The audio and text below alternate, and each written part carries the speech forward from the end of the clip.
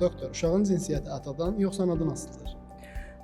Hamiləlik təsdiqlənən kimi ilk suallardan biri cinsiyyətlə bağlıdır. Uşaq oğlanmı, qızmı olacaq? Və ümumiyyətlə cinsiyyət kimdən asılıdır? Qadının yumurta hüceyrəsi 2X xromosomu daşıyır.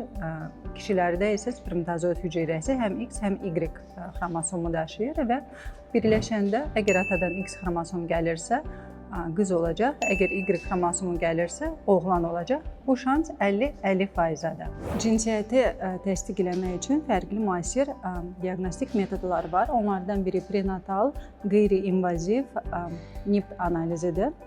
Bizə 9-cu, 10-cu həftədən başlayaraq hamilə qadının qan analizi götürülür və 99% güvənliklə cinsiyyətini bildirə bilər. Bundan əlavə ultrasəs müayinəsi ən erkən 12-ci, 13-cü həftədən başlayaraq biz 90% əminliklə deyə bilərik bu uşaq oğlan və ya qız olacaq.